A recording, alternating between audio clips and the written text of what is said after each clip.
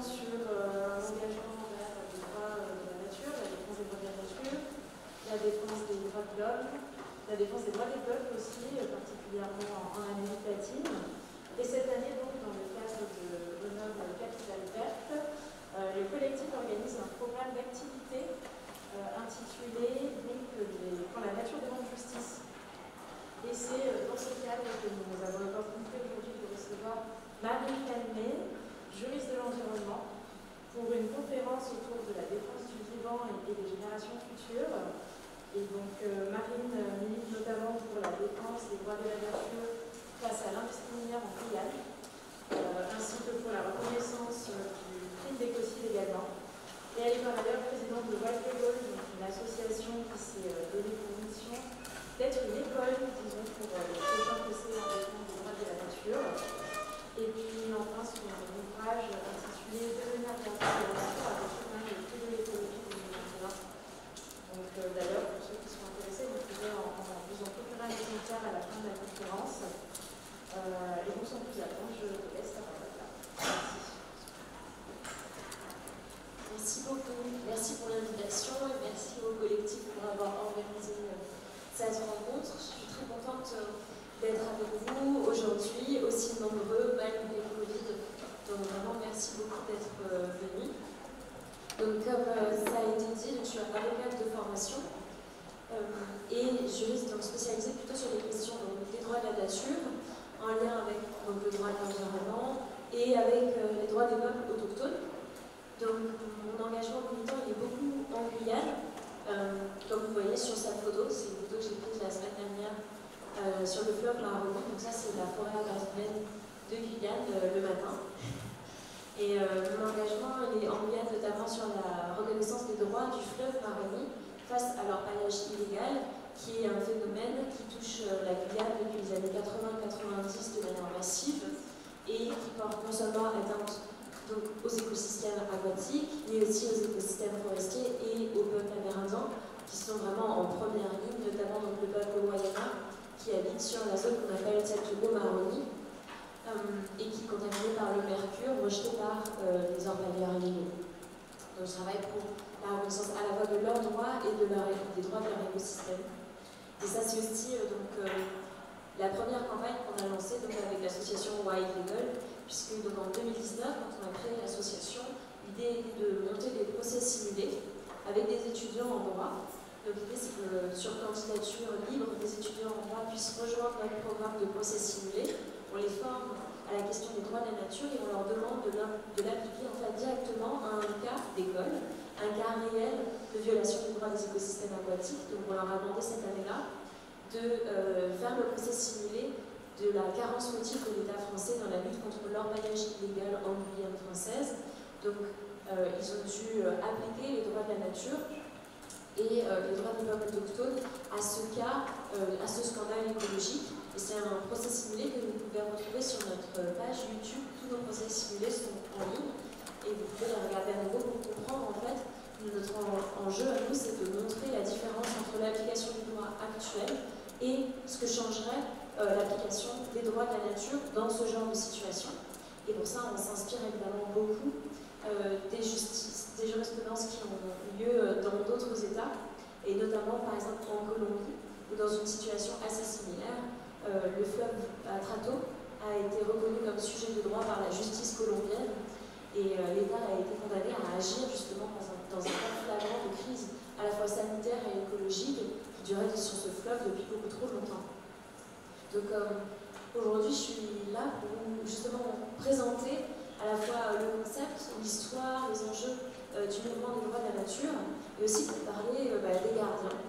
Qu'est-ce que ça veut dire être gardien? Comment on peut s'impliquer justement dans ce travail? Comment représenter la nature dans notre système démocratique et juridique? Et donc c'est aussi tout l'objet de mon livre qui est à la fois donc, un récit de lutte, puisque c'est un récit des 3 années que j'ai passées en Guyane avec les peuples amérindiens, les luttes contre un projet de mine dont vous avez certainement entendu parler, qui est le projet Montagne d'Or, le plus gros projet de mine d'or à ciel ouvert qui n'est jamais eu sur le territoire français et qui avait pour ambition de s'installer dans la forêt amazonienne à 120 km de San Laurent du Maroni. et donc un territoire Kalinia, qui est un des 6 peuples présents, 6 peuples autochtones, donc le peuple premier présent en Guyane française. Et donc je raconte dans ce livre nos luttes contre Montagnetor, mais aussi contre les forages pétroliers de Total et le travail qu'on a fait à la suite de ça avec la Convention citoyenne pour le climat, pour faire changer la loi, pour faire reconnaître le crime d'écocide dans le droit français. Et donc, toute l'ambition est en fait de parler de tout ce cheminement pour la reconnaissance des droits de la nature et comment justement on devient gardien, comment on peut trouver des clés dans son propre engagement pour agir pour la défense du vivant. Voilà, reste le programme, n'est-ce pas? Donc on va voir ça. Je vais essayer de partager tout ça avec vous ce soir. Franchement, n'hésitez pas à me couper la parole, lever la main, poser des questions. C'est des sujets qui sont juridiques, techniques. Donc, n'hésitez pas à m'arrêter. Et si vous voulez que je précise quelque chose, faites-le. Ce n'est pas un cours fleuve, un cours magistral. On est là pour discuter, pour échanger. Donc, je vais essayer de rester court, concis, précis sur les termes. Et après, on rentrera dans les questions. Donc, pour vous expliquer un peu les origines du mouvement des droits de la nature, ça part d'un constat assez simple, qui est largement partagé aujourd'hui, que l'homme s'est placé au sommet de la pyramide du vivant, sur un piédestal, qui malheureusement nous rend aujourd'hui aveugles et incapables de réagir face à la crise écologique qui est aujourd'hui présente, dont on ressent déjà les effets. Et cette conception donc de la relation homme-nature, finalement, qu'on peut appeler anthropocentrique, voire même eurocentrique, parce qu'en fait c'est surtout une conception occidentale, européenne de la relation à la nature, malheureusement qui s'est un peu globalisée, appliquée au reste du monde, qui a un peu colonisé aussi nos esprits finalement à tous, dans lesquels donc cette pyramide du vivant, sur cette pyramide du vivant est placé donc l'homme au sommet et puis le reste du vivant en dessous. L'idée étant donc de proposer, à contrario, une représentation du monde, une relation entre l'homme et la nature qui soit, elle, biocentrique ou bio- ou multi-perspectiviste, c'est-à-dire qui prenne en considération que l'homme n'est pas au sommet de la pyramide, mais bien au centre, en fait, du vivant, dans le sens où il fait partie du vivant, il est interdépendant du vivant, et donc il doit reprendre à nouveau racine finalement dans cette grande, ce que nous appelons communauté du vivant. Et donc l'idée est partie de là, de réfléchir à de nouvelles lois qui prennent en considération la nature et qui incluent pleinement l'homme dans cette communauté du vivant. Et ne vous inquiétez pas, je pourrais tout à fait vous partager les slides si vous le souhaitez par la suite. Donc, la réflexion elle a commencé notamment dans les années 70 aux États-Unis avec ce petit livre donc, de Christopher Stone. Christopher Stone qui est un professeur de droit public aux États-Unis à l'époque. Il nous a quittés il n'y a pas très longtemps. Et il analyse en tant que professeur de droit public en fait, la possibilité de reconnaître des droits propres et une personnalité juridique à la nature. Donc tout simplement comment en droit, à l'époque, en droit public et globalement dans notre système juridique occidental, comment doter la nature d'une personnalité propre. Et ce qu'il dit, c'est que tant qu'on n'aura pas fait le pas, en fait, de reconnaître les droits à la nature, on restera toujours dans une relation de sujet à objet, c'est-à-dire sujet humain à objet, ressources naturelles, bois, forêt, etc., des matériaux considérés comme inanimés et donc qui peuvent être malheureusement appropriés, exploités, détruits, et cela de manière disproportionnée par rapport aux capacités de renouvellement du vivant. Donc sa théorie, c'est de dire si nous voulons faire face à la crise écologique, et on était dans les années 70, mais déjà à cette époque, il faut voir que c'était quelque chose d'extrêmement présent. Déjà dans le débat public, on a l'impression que ça s'accélère beaucoup en ce moment, mais déjà dans les années 70, en lisant son article, vous vous rendrez parfaitement compte qu'on avait tout à fait connaissance de la crise qui était déjà à l'époque un vrai sujet de conversation, et pas uniquement chez les climatologues, puisque je vous le rappelle, il était professeur de droit public. Et donc,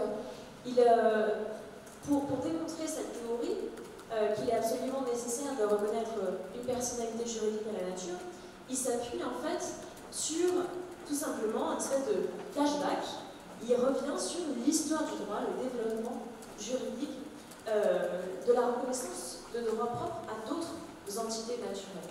Et notamment donc l'extension progressive des frontières, alors moi j'appelle ça l'extension progressive des frontières de notre société, c'est-à-dire, il faut se placer évidemment dans la société américaine de l'époque, l'extension qui a consisté tout simplement à partir du fait qu'à une certaine époque, les seuls titulaires de l'ensemble du panel des droits sont à l'époque les hommes blancs qui disposent d'esclaves. Alors quand on arrive à cette histoire, finalement, on se pose aussi finalement la question de la colonisation. Il revient sur la colonisation, le fait qu'on ait progressivement reconnu aussi les habitants, les Premières Nations américaines comme des êtres humains. Ça n'a pas été évident au départ. Hein. Pour ceux qui ont lu la controverse de Valladolid, par exemple, c'est un ouvrage qui revient justement sur les débats au sein de l'Église. Est-ce que justement, dans le cadre du colonialisme, dans le cadre des exactions commises par les conquistadors, notamment espagnols, dans le Nouveau Monde, qu'on appelle Nouveau Monde parce qu'il était nouveau pour nous, mais pas pour eux, donc les exactions commises à l'encontre du peuple premier d'Amérique, cette controverse de Valladolid, elle met en évidence que si ces hommes qu'on rencontre dans le Nouveau Monde sont bien des hommes, dans ce cas-là, ce sont des sujets, on ne peut pas leur prendre leurs terres, on ne peut pas les exploiter et les jeter dans les mines, et on ne peut pas non plus les tuer. Tout ça sans craindre évidemment le jugement humain, parce que c'était aussi ça la question. Et donc, ils doivent être évangélisés et non tués par les conquistadors. Donc à cette époque-là, pendant la controverse de Valladolid, il y a vraiment ces interrogations. Est-ce que ce sont des sujets juridiques, mais aussi des sujets de Dieu? Et donc, quelle relation devons-nous entretenir avec eux? Après la controverse de Valladolid, après les lois espagnoles justement qui reconnaissent les peuples premiers des Amériques comme sujets de droit, comme êtres humains à part entière, on voit malheureusement une généralisation de la traite des esclaves noirs, puisque à l'époque, l'idée qu'il faut de la main-d'œuvre, il faut développer, pour valoriser ce nouveau territoire qu'on vient de coloniser. Et donc, malheureusement, les esclaves n'acquièrent pas ce statut d'être humains à part entière. Ils sont considérés comme des biens, puisque vous le savez, il y a des propriétaires d'esclaves, ils peuvent être vendus, ils peuvent être utilisés, ils peuvent être exploités et tués sans grandes conséquences. Donc ils ont vraiment un statut d'objet vis-à-vis justement de leur maître, de leur possesseur, de leur propriétaire. Et avec l'abolition de l'esclavage, qui est un peu justement ce moment où dans l'histoire de l'humanité, le fait de pouvoir soumettre d'autres êtres vivants au statut de bien est en confrontation directe en fait avec les valeurs de l'époque, puisque vous savez, on est passé par les Lumières, il y a eu des interrogations, notamment le développement de l'humanisme, l'idée même que les hommes sont tous égaux entre eux, donc il y a évidemment une confrontation évidente, et on en vient à donc mettre fin, abolir l'esclavage. Donc finalement, c'est aussi dire que tout simplement il n'y a pas d'homme qui puisse être objet et propriété d'un autre homme. Et puis, par extension successive, donc une fois qu'on a reconnu des droits aux peuples autochtones, on a reconnu des droits aux esclaves noirs, et bien en étant une dernière fois, et ça seulement dans le siècle dernier, vous vous rendez compte, en étant une dernière fois les frontières de notre société aux femmes, qui jusqu'alors, donc en France, après les années 50, obtiennent pour la première fois le droit de vote, le droit de disposer d'un compte en banque, et ça donc, très tardivement finalement au regard du reste de l'humanité masculine, en étant une dernière fois les frontières de notre société, puisque c'est rien de plus que la moitié de l'humanité qui d'un coup acquiert la possibilité de participer par le vote aux décisions de notre société, à notre démocratie, à la possibilité d'être représentés dans les institutions politiques et d'élire des personnes qui les représentent. Et c'est extrêmement important parce que ça élargit encore une fois les frontières de notre société dans le sens où avant on n'avait que des représentants masculins, on se retrouve à chercher, et on n'y est toujours pas, hein, mais une parité, en tout cas une représentation des femmes dans notre société. Et donc la pensée de Christopher Stone dans son article, c'est tout simplement de dire Ne croyez pas que cela ait pu paraître évident. Aujourd'hui, évidemment, ça nous semble évident que les femmes ont les mêmes droits que les hommes. N'empêche que ça reste un combat quotidien pour l'égalité. Et je cite souvent un des textes, en fait, une des expressions de Gisèle Halimi, que vous connaissez peut-être, dans son plaidoyer justement pour le droit à l'avortement. Elle cite le Code civil de 1804, donc notre Code Napoléon, qui disait à l'époque que la femme était donnée à l'homme comme l'arbre fruitier est donné au jardinier, c'est-à-dire pour lui faire des enfants. Et donc, finalement, on voit là aussi les germes de la pensée écoféministe, c'est-à-dire ce rapprochement entre la condition des femmes, l'émancipation de la femme et la reconnaissance des droits de la nature. Pour moi, ça montre bien qu'il y a, en tout cas, des luttes communes, un partage en tout cas entre justement, c'est ce que démontre Christopher Stone, il y a des liens très étroits et très évidents entre les luttes décoloniales, les luttes pour le droit des femmes et les luttes pour les droits de la nature. Et donc tout ce processus, il revient donc sur toute l'histoire du droit, tout simplement pour démontrer que le droit est une matière mouvante, que le droit est une fiction et que le droit évolue en fonction de nos besoins, que nous écrivons le droit en fonction de la société que nous avons envie d'écrire ensemble. Et ce qui est très intéressant, c'est qu'on dit aussi, et ne croyez pas qu'il n'y a que les humains qui ont des droits, puisqu'aujourd'hui, vous le savez, les entreprises ont des droits, les associations ont des droits, les organisations internationales ont des droits, ont une personnalité juridique, et même l'État, la nation, qui est pourtant un concept assez vague et assez peu définissable, a des droits et une personnalité juridique, et donc qui peut être défendue également. Et ça, sur une très longue période de l'histoire de l'humanité, ça paraissait, en tout cas pour les juristes, être un non-sens complet et pas du tout une évidence, contrairement à ce qu'on pourrait penser. Et donc il dit, vous voyez bien, et c'est la citation que je vous mettais au début, c'est que tant qu'on n'a pas reconnu à autrui des droits, tout nous semble bizarre. D'abord, cette idée, elle est étrange, puis elle est combattue bien souvent, parce qu'évidemment elle fait peur, on en est un peu là en ce moment justement, et ensuite elle passe pour totalement banale, et nos enfants nous demanderont probablement comment on a fait avant pour se passer en fait de ce système juridique, en tout cas je l'espère. Et c'est un peu justement le chemin que c'est en train de prendre, c'est pour ça que je vais vous parler tout simplement aujourd'hui de là où on en est, puisque là on était dans les années 70, voilà, et depuis, puisque 50 ans plus tard, où est-ce qu'on en est de ces propositions juridiques, il faut voir que depuis, donc, pour partie, ces propositions, elles sont devenues vraies. On a même dépassé la simple théorie, puisque donc en 2008, l'Équateur a dans sa constitution reconnu les droits de la Pachamama, c'est-à-dire de la terre-mère. Dans son préambule, il faut bien voir que ce qui est très intéressant, c'est que ce n'était pas une proposition de quelques juristes qui a atterri comme ça sur la table des députés et qui a été votée par un coup du sort.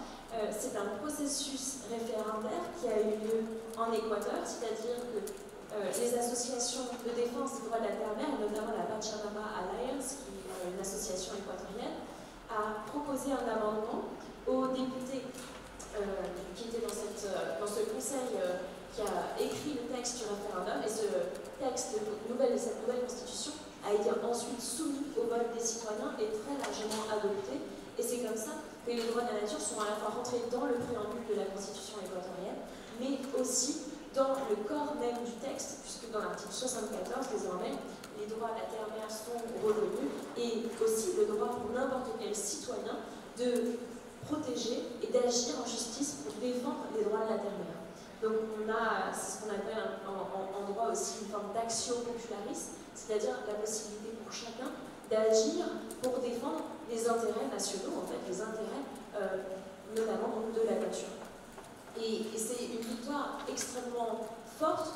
Il faut vous plonger, peut-être que vous en avez entendu parler pendant vos cours, le scandale du Texaco Chevron, la pollution des forages pétroliers en Équateur, c'est un traumatisme encore vivant en Équateur, c'est-à-dire que Texaco Chevron, la compagnie minière, a foré 350 puits de pétrole dans la région de Corrientes, en Équateur. Ces puits de pétrole ont fui, ont causé des dégâts environnementaux massifs qui n'ont jamais donné lieu à des sanctions et qui ont pourtant causé des dégâts humains, sanitaires, sociaux et environnementaux extrêmement graves. Aujourd'hui, la multinationale d'Hexago-Chevaux continue à se cacher, notamment derrière le droit international, jouant une partie de cache-cache dans divers tribunaux pour échapper en fait tout simplement à la justice équatorienne. Et donc on a en 2008 finalement une victoire aussi écrasante de la part aussi notamment des citoyens, mais aussi des mouvements politiques qui disent plus jamais ça finalement.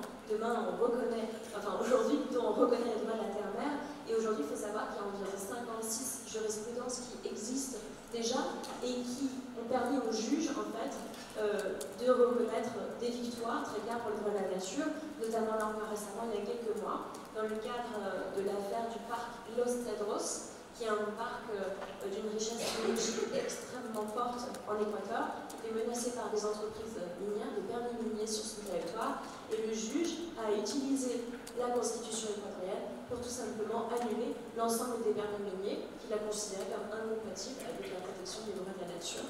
Et donc vous voyez que c'est un outil très puissant qui peut être utilisé pour obtenir de grandes victoires, et c'est le cas déjà en Équateur. Après cette première victoire donc en 2008, il y a eu un texte vraiment fondateur pour le mouvement international qui a lancé en fait la machine, puisque si on replace, et c'est très intéressant, de toutes ces victoires qu'il y a eu depuis 1972 et ce processus de maturation assez lent, mais aujourd'hui vraiment vertical, si vous placez les victoires et les textes qui existent aujourd'hui sur une courbe de presque du temps, et vous voyez un pic. Actuellement, on est à plusieurs dizaines de jurisprudences, de nouvelles initiatives chaque année, et donc on est vraiment dans un mouvement qui prend un élan considérable depuis la Déclaration universelle des droits de la terre-mère en 2010. Il se trouve qu'à l'époque, des centaines d'associations se retrouvent derrière Evo Morales en Bolivie pour rédiger un texte commun qui, à leurs yeux, donc, dépasse aussi ce qu'il fallait voir, qu'il y avait une certaine frustration à l'époque des grandes, alors ce qu'on appelle aujourd'hui les COP, toutes les conférences internationales sur le climat qui aboutissaient déjà pas à grand chose à l'époque, à pas beaucoup changé malheureusement. Donc à l'époque, ces organisations internationales et ces organisations nationales aussi ont l'impression de ne pas vraiment être écoutées sur la scène politique, et donc elles décident entre ONG et entre États, donc il y avait notamment la Bolivie qui faisait partie des discussions, de se retrouver donc à Cochabamba en Bolivie pour écrire un texte vraiment simple en fait, qui reconnaît que la terre-mère est une entité vivante, constituée elle-même d'entités naturelles dotées de droits propres, et elle repose sur 3 articles assez simples qui notamment reconnaissent des droits à la nature, des droits fondamentaux applicables à toutes les entités naturelles. Et je vous ai mis un petit extrait. Donc la terre-mère et tous les êtres qui la composent possèdent les droits intrinsèques suivants: le droit de vivre et d'exister, le droit à respect, le droit à la régénération de leurs biocapacités et à la continuité de leur cycle et de leurs processus vitaux, sans perturbation d'origine humaine. Et vous n'avez pas assez de place sur un slide. Il y a également le droit de ne pas être pollué par les activités humaines, le droit de ne pas être modifié génétiquement, puisque c'est une époque aussi où la question des OGM avait une place très importante dans les discussions internationales, et tout un tas d'autres droits qui sont listés dans cette déclaration. Mais aussi, dans un autre article, les obligations des êtres humains, parce qu'il faut bien dire que s'il y a des droits qui sont reconnus à la nature, il y a aussi des obligations très claires qui sont indiquées pour les êtres humains, et donc notamment actuellement l'obligation de participer à la préservation de la nature, etc. Je vous invite à la lire, elle n'est pas très longue, elle fait 2 pages, il suffit de taper Déclaration universelle des droits de la terre-mère sur Internet et vous la trouverez très facilement. Et en fait, ce texte aujourd'hui, c'est vraiment notre texte de référence, c'est-à-dire qu'il nous sert, donc avec l'association Wild Legal, et puis plus largement, on s'inscrit dans un réseau qui s'appelle la Global Alliance pour les droits de la nature, qui est un réseau mondial, dont le siège est en Équateur. Avec ce réseau mondial, on organise des procès simulés, des tribunaux populaires. Là, récemment, par exemple, on était à l'UICN à Marseille, pour vous souvenir, congrès pour la biodiversité. Peut-être que certains d'entre vous y étaient. Et donc, on a organisé là-bas un tribunal européen pour les droits des écosystèmes aquatiques, donc les fleuves, rivières, glaciers et océans impactés notamment par les activités humaines. Et Et donc dans ces tribunaux populaires, on utilise systématiquement le texte de la Déclaration universelle des droits de la nature, qui est notre texte de référence, tout simplement pour démontrer la différence entre l'utilisation du droit de l'environnement tel qu'il est aujourd'hui et pour montrer la conséquence de la reconnaissance des droits des écosystèmes aquatiques ou autres sur le rendu finalement sur les décisions de jurisprudence qui en découlent. Et donc ce texte est vraiment notre outil phare dans le combat et l'objectif de ce texte c'est d'être présenté aux Nations Unies et d'être adopté comme un texte de référence au niveau international. Ce n'est pas encore le cas, évidemment, ça va très simplement prendre encore pas mal d'années, vous imaginez bien, vu le contexte politique actuel, c'est pas à vous que je vais apprendre ça. En revanche, il existe déjà un programme du coup au sein des Nations Unies qui s'appelle Harmony with Nature et donc qui est un programme qui coordonne justement les avancées sur les droits de la nature et qui chaque année fait une grande restitution de ses travaux aux Nations Unies justement et présente justement les avancées des droits de la nature dans le monde. Il faut dire qu'il y en a pas mal, puisque je vais vous citer quelques exemples qui me plaisent beaucoup et qui j'espère aussi vous donneront un petit aperçu. Je ne peux pas faire un panorama complet en fait des jurisprudences qui existent, on n'aurait pas le temps, ce ne serait pas exhaustif et là vraiment on est dans, je vous dis, une première approche de toutes ces victoires avec l'association Wild Eagle. En revanche, si vous souhaitez aller plus loin, on a un petit manuel des droits de la nature que vous trouvez sur notre site internet que vous pouvez commander, dans lequel il y a beaucoup plus de jurisprudence que ce qu'on aura le temps de voir ce soir. Il y a une jurisprudence qui me plaît beaucoup et qui j'espère vous parlera en tant que jeune aussi, nouvelle génération. C'est celle de la Colombie, donc l'association des justiciables et 25 jeunes ont saisi la justice colombienne parce que le gouvernement de Colombie ne respecte pas ses engagements en matière de lutte contre la déforestation, ces engagements qu'il a pris dans le cadre de l'accord de Paris.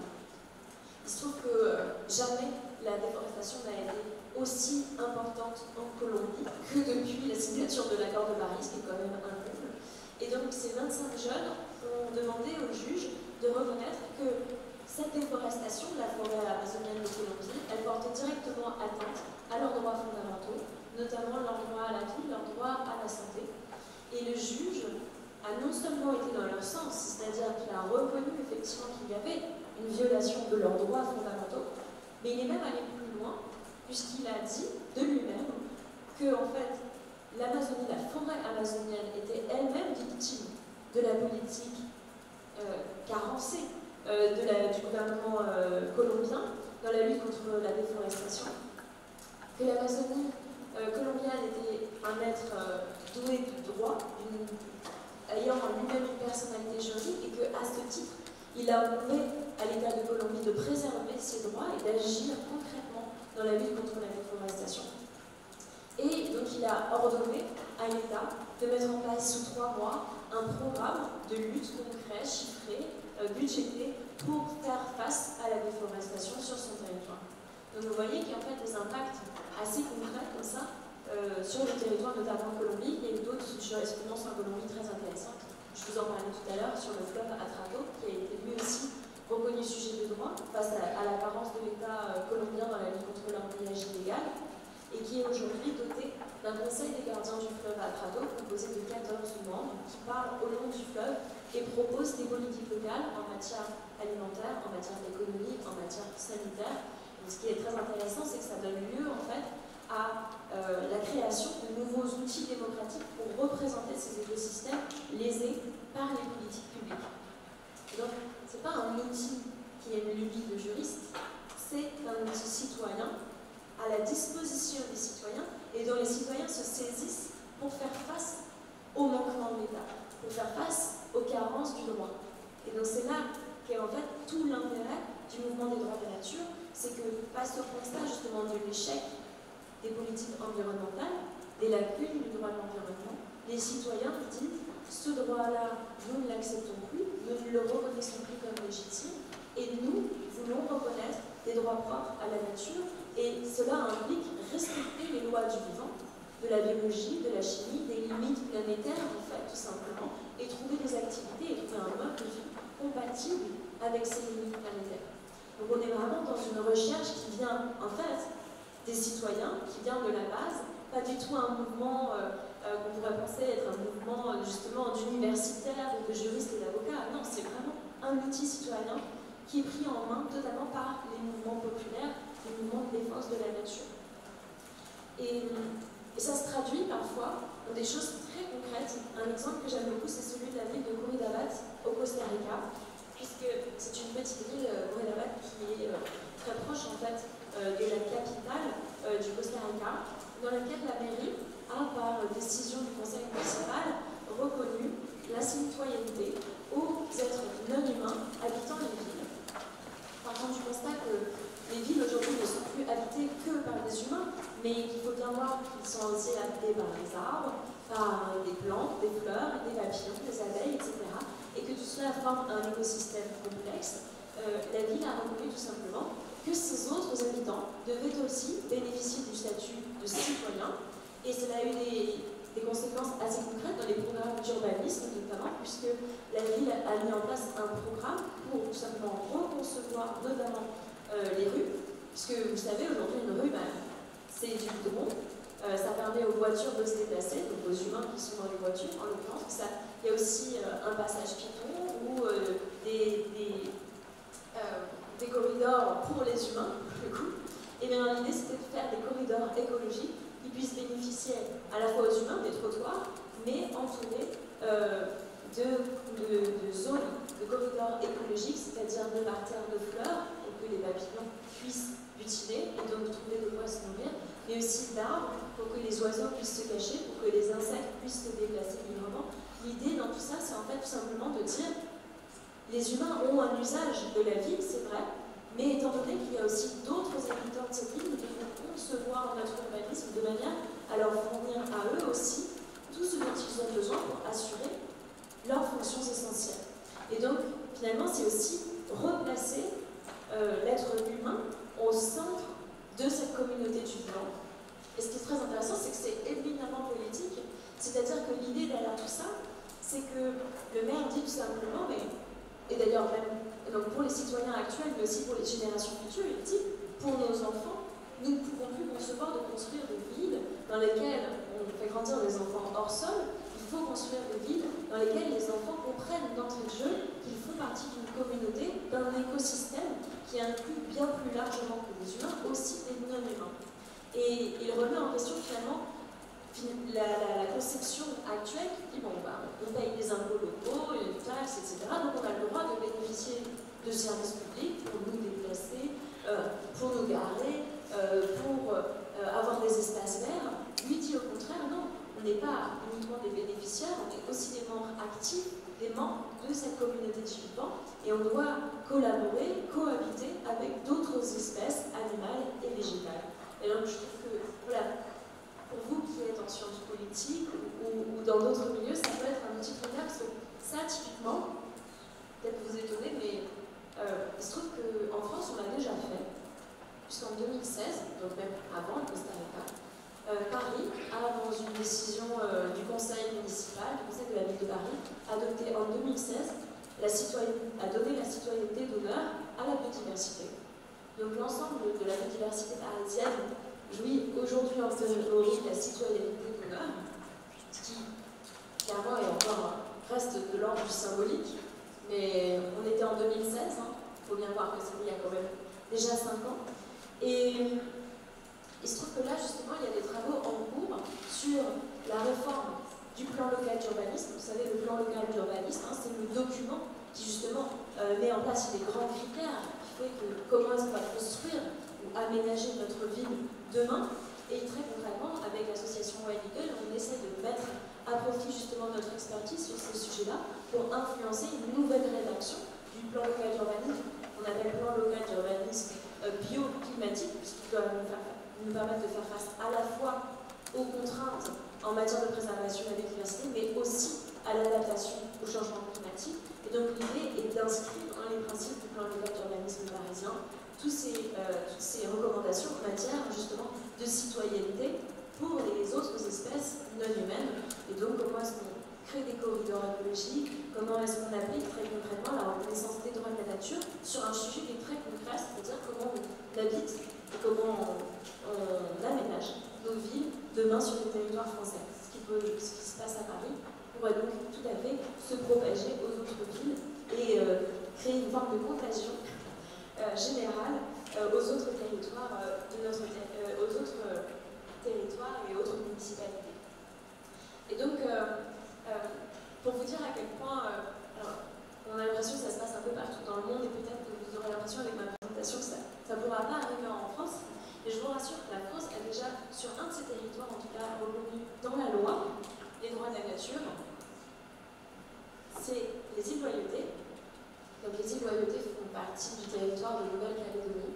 Et en 2019, grâce à son statut un peu spécial, la province des îles Loyauté a pu rénover son code de l'environnement, édicter un code de l'environnement qui lui est propre. Et pour honorer l'identité kanak, a reconnu un des principes fondateurs du peuple kanak, c'est-à-dire le principe unitaire de vie, comme principe essentiel, inscrit dans le code de l'environnement des îles Loyauté. Donc, ce principe unitaire de vie, évidemment, il reconnaît que l'être humain appartient à son environnement naturel, à son habitat, et que son identité est commune avec celle de son habitat, c'est-à-dire que ce qu'on appelle par exemple en Amérique du Nord les droits bioculturels, c'est-à-dire le fait qu'il y a une interrelation très forte entre la protection de notre culture et la protection de notre nature, celle qui nous entoure, celle dans laquelle nous sommes plongés au quotidien. Et donc, les îles Loyauté se sont dotées de la possibilité de reconnaître des droits à des écosystèmes sur le même modèle finalement que l'on fait d'autres territoires un peu partout dans le monde. L'Australie, je vous ai pas parlé de la Nouvelle-Zélande, mais c'est déjà le cas en Nouvelle-Zélande, l'Ouganda, l'Inde, je peux même faire la liste, c'est trop long. Mais cette année encore, j'espère qu'on aura plein de nouvelles victoires. Le Canada a rejoint la liste, les USA ont déjà une vingtaine de territoires qui reconnaissent le droit à la nature. La liste est extrêmement longue et vous voyez que finalement, on n'est pas si en retard que ça. Et si je vous parle de tout ça, c'est aussi parce que, au-delà du fait de juridiquement provoquer la reconnaissance des droits de la nature, c'est-à-dire conférer à la nature un autre statut juridique, un autre statut autre que objet, et donc potentiellement remettre en question justement cette relation de prédation, de domination de l'être humain sur la nature, instaurer du coup un échange, un climat dans cette relation homme-nature qui soit basé sur le respect, sur la solidarité inter-espèces, sur aussi le respect des générations futures, leur protection, la garantie de leurs droits fondamentaux. Il s'agit de tout ça. Mais pour pouvoir garantir justement que la nature demain voit ses droits respectés, à la différence de l'émancipation des femmes, à la différence de l'affranchissement de l'esclavage, il faut pour la nature des représentants légaux. On ne verrait pas un arbre ou un fleuve aller de lui-même en justice. Et donc, ça demande absolument que dans notre société, on remette aussi en question notre place en tant qu'individu. C'est ma vision, peut-être que vous ne la partagez pas. Moi, j'ai l'impression que dans notre société, on est quand même éduqué, malheureusement, selon des principes assez individualistes, carriéristes. On a des valeurs qui nous sont transmises, qui ne sont pas toujours forcément compatibles, justement, avec ces valeurs de coopération, d'échange et d'entraide. Or, c'est justement sur ça que repose une société qui repose sur l'harmonie avec le vivant, c'est-à-dire ces valeurs d'entraide et d'échange. Et donc, comment est-ce qu'on crée demain une société justement où nous faisons partie de ce corps social, et un corps social qui accepte aussi des représentants qui ne sont pas des représentants à visage humain, des représentants qui sont des éléments de la nature. Et donc ça, c'est tout le travail que j'ai fait avec mon livre, c'est-à-dire se questionner justement sur qu'est-ce qui fait qu'on peut être poussé, nous, à représenter plus que nous-mêmes, à engager notre vie, notre quotidien, parfois même à laisser de côté un peu notre famille, nos intérêts personnels, voire même, ça s'y est arrivé par exemple dans les luttes contre Montalior, malheureusement de sacrifier aussi son travail, d'autres choses, sa carrière, parce qu'on se dépasse, on est dépassé aussi parfois par ces luttes pour la protection de la nature. Il y a une vraie question de comment on trouve un rôle nouveau dans cette société, comment nous, humains, nous pouvons prendre sur nos épaules le fait de représenter des éléments de la nature. Et je dis ça parce que Christopher Stone, dans son livre, il voit trois piliers qui sont absolument nécessaires pour que la nature puisse voir ses droits garantis. Le fait tout d'abord de pouvoir agir en justice en son nom propre, au nom d'un fleuve, au nom d'une forêt ou d'une montagne. Deuxièmement, le fait de pouvoir plaider sur ses propres droits, c'est-à-dire obtenir de la justice la reconnaissance de la violation de ses propres droits. Et dans un troisième temps, le fait de pouvoir aussi obtenir des sanctions, des réparations en son nom, d'être soigné, d'être réparé en son nom propre et pour ses préjudices propres.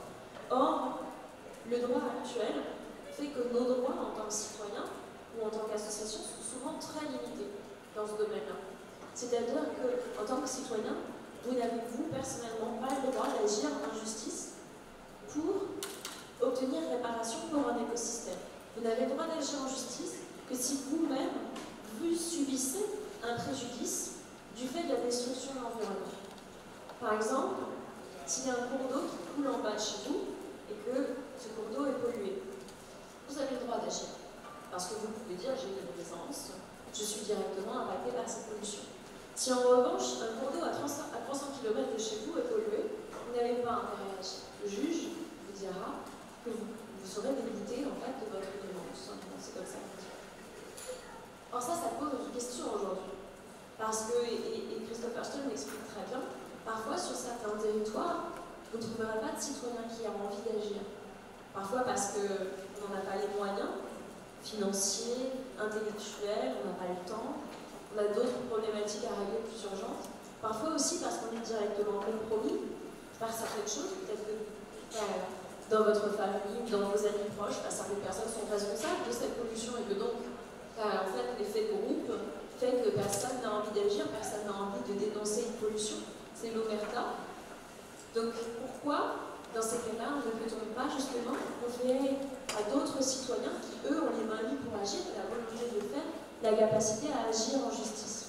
Il pose cette question-là dans notre société, finalement, de ce qui a été reconnu en Équateur, c'est-à-dire l'axio popularis, le fait que chacun d'entre nous ait la possibilité d'agir pour défendre plus globalement les intérêts écologiques de notre nation, la préservation de nos écosystèmes. Moi, je pense que c'est une logique, c'est du bon sens, mais en plus de ça, ça découle, à mes yeux, de ce qui est déjà inscrit dans notre Constitution, à savoir l'article 2 de la Charte de l'environnement, qui est un texte à valeur constitutionnelle, et qui prévoit que chacun d'entre nous a l'obligation d'agir pour la protection de l'environnement. Donc si chacun d'entre nous a l'obligation d'agir, dans ce cas, pourquoi n'avons-nous pas accès à la justice? Il y a une restriction de nos droits en tant que citoyens que je ne comprends pas, et pour lesquels je pense que nous devons voir dans les années qui viennent clairement une évolution. Mais au-delà de ça, il y a de nombreuses choses aujourd'hui que vous pouvez déjà faire. Il faut prendre conscience aussi que, par exemple, le système aujourd'hui des associations tel qu'il est en France, association agréée pour la protection de l'environnement ou association classique, le 19.1, vous permet de vous associer avec une autre personne sans avoir à démontrer la moindre compétence naturalistique, sans avoir par exemple à démontrer que vous vous y connaissez dans la protection des fleuves ou que vous avez une super formation de protecteur des forêts ou que sais-je. Vous n'avez pas besoin de démontrer de compétences aujourd'hui pour créer une association de défense de l'environnement, ce qui n'est pas quelque chose d'anodin. Sachez que ce n'est pas le cas partout dans le monde. On a une liberté en droit français qui nous permet, nous citoyens, de créer des personnes juridiques qui sont dans une fiction. Vous pouvez, vous par exemple, vous dire avec votre voisin que vous allez créer l'association des amis du Rhône. Vous allez créer une personne morale dont la mission sera donc de pouvoir agir pour la défense du Rhône, au hasard, et en droit français, vous pourrez donc attaquer devant les tribunaux tout acte, toute pollution, toute dégradation de cet écosystème fluvial. C'est une possibilité d'agir qui n'existe pas dans toutes les législations dans le monde, il faut savoir. Vraiment en Suisse, par exemple, nos voisins n'ont pas cette capacité. Donc, aujourd'hui, par exemple, on a un mécanisme qui s'appelle les associations agréées pour la protection de l'environnement. Ça, c'est quand on a un agrément de la part du gouvernement. Dans ce cas-là, ces associations agréées pour la protection de l'environnement, elles sont même sollicitées, leur avis est demandé dans certaines décisions publiques, dans les administrations, pour prendre par exemple le cas de la Guyane, les associations de protection de l'environnement, comme Guyane Nature Environnement, qui a agréé, siège l'émission des lignes. On demande à cette association, en fait, finalement, de donner un avis sur les projets miniers. Vous vous doutez de l'avis qu'est les maires en général. Et c'est important parce que cette association, du coup, d'une certaine manière, parle déjà au nom des écosystèmes. Et il se trouve qu'en droit français, on est même allé beaucoup plus loin, puisque vous savez, en 2016, et suite à la jurisprudence Erika, c'est la jurisprudence qui a eu lieu dans l'affaire Total, le bateau qui s'est écrasé au large des côtes de Bretagne qui a causé une marée noire. Dans cette jurisprudence, c'est la première fois qu'un juge s'appuie sur le code civil pour reconnaître les droits de la nature, dans le sens où il reconnaît que la nature a subi un préjudice propre et que Total doit payer pour réparer ce préjudice. Or, comme je vous l'ai dit, il y a 3 critères selon Stone pour que les éléments de la nature aient des droits. La capacité d'être représenté en justice, je viens de vous dire que c'était le cas par exemple pour les associations, la capacité de voir ces droits protégés et donc reconnus quand il y a une violation, quand il y a une destruction de la nature, et la capacité d'être réparé, donc d'obtenir à son propre bénéfice les sanctions ou les paiements pour la restauration de ces écosystèmes. Donc en fait, en droit français, on a déjà juridiquement la possibilité de reconnaître des droits à la nature. En tout cas, sur le papier, les mécanismes sont présents. Par contre, il nous manque énormément de leviers encore pour agir en tant que citoyen, en tant qu'association loi 1901, puisque ce critère de représentation des écosystèmes, il est limité aux associations agréées. Il faut bien voir qu'elles sont peu nombreuses, parce que c'est aussi très politique, c'est très difficile d'obtenir cet agrément. Et donc, aujourd'hui, la question c'est comment on élargit cette capacité à agir, à représenter la nature, et surtout, comment, qui, avec quelles compétences on donne à ces tuteurs, justement. Les associations agréées pour la protection de la nature, aujourd'hui, comme je vous disais, elles peuvent donner leur avis sur des projets miniers, sur des projets pétroliers, sur des projets d'infrastructures, d'aménagement de notre territoire. Et elles ne parlent pas au nom des écosystèmes à part entière, puisqu'elles, par exemple, elles n'ont pas de veto. Elles ne peuvent pas simplement prononcer aussi des mesures qui permettraient de conserver un écosystème. Elles ne peuvent pas demander ou produire elles-mêmes des expertises indépendantes. Donc il y a tout un panel de droits propres, de compétences qui pourraient être imaginées et déléguées à des citoyens, comme par exemple sur le fleuve Atrato, comme sur le Wanganui en Nouvelle-Zélande, où vraiment la consigne est donnée à ses représentants de parler au nom et dans les intérêts stricts de la nature. Et pour ça, il y a vraiment aussi, avant tout, un changement finalement assez culturel, plus que juridique, puisque je vous disais, juridiquement, on a beaucoup de choses qui sont déjà là. Imaginez qu'un parc, aujourd'hui, en droit français, c'est quasiment une personnalité juridique. Un parc national, par exemple, créé par décret ministériel, il a des frontières, une zone qui est bien définie, donc une personne géographique en tant que telle. Il a un conseil d'administration, il a des salariés, donc des représentants, il a un budget propre. C'est une personnalité juridique à part entière, c'est un parc. C'est le cas du parc national des Calanques, c'est le cas du parc des Guyane en Amazonie. Et donc il y a de nombreux... Aujourd'hui, ce technique de la création de personnalités juridiques, en droit français, on le maîtrise entièrement. Et il faut aller plus loin dans le sens où aujourd'hui on a besoin de gardiens qui sont capables de se saisir eux-mêmes, qui sont finalement des avocats indépendants, des représentants indépendants de ces droits de la nature. Et ça, c'est tout le travail justement qu'on mène avec l'association Wild Eagle et avec les autres associations mobilisées en France. Il faut bien vous dire qu'il y a encore quelques années, on avait l'air un peu de foudingue quand on parlait de choses comme ça culturellement, reconnaître des droits à la nature. Ça paraissait clairement étrange. Et aujourd'hui, on a dû créer un réseau francophone des initiatives pour les droits de la nature, tellement en 5 ans sont créées diverses initiatives partout sur le territoire de la métropole et que là, en Belgique, en Suisse, pour reconnaître les droits à des écosystèmes. En France, par exemple, il y a le Parlement de Loire, vous avez peut-être entendu parler, un Parlement qui a mené des auditions issues à l'origine d'une idée qui est notamment d'architectes et d'urbanisme, parce que bon, c'est vrai qu'ils réfléchissent toute la journée à comment est-ce qu'on vit avec la nature, comment on aménage, comment on cohabite avec le vivant. Et donc, ils ont créé ce Parlement, mené des auditions, et ça a donné lieu à un livre qui s'appelle, dont le titre est le fleuve qu'il voulait décrire, donc qui a été commandé par Camille de Toledo, c'est aussi un juriste et un écrivain. Et il y a aussi l'Assemblée populaire du Rhône, que j'accompagne, qui est une assemblée de citoyens, un peu sur le modèle de la Convention citoyenne pour le climat, qui se met en marche là, qui réfléchit justement à comment représenter mieux les droits du Rhône, de la Suisse, de son glacier, jusqu'à son embouchure en Méditerranée, et donc qui rassemble les citoyens et qui va travailler pendant là près d'un an sur des propositions concrètes pour représenter le Rhône. Mais c'est le cas aussi dans de nombreux territoires, parfois à la suite d'événements assez marquants. C'est le cas par exemple de l'ESCO, le Parlement de l'ESCO qui s'est mis en place suite à une pollution industrielle qui a littéralement tué le fleuve il y a 2 ans déjà, sur une grande partie de sa longueur, après des fuites dans une industrie de préparation de betterave, qui a tout simplement rejeté ses eaux directement dans le fleuve, qui a conduit à une destruction sur plusieurs kilomètres de son intégrité écologique. Donc, vous imaginez, hein, enfin, ce que ça veut dire, c'est des poissons morts sur plusieurs kilomètres. Et donc, il y a partout en France aujourd'hui des initiatives comme ça qui fleurisent, qui voient le jour et qui sont toujours des initiatives de citoyens.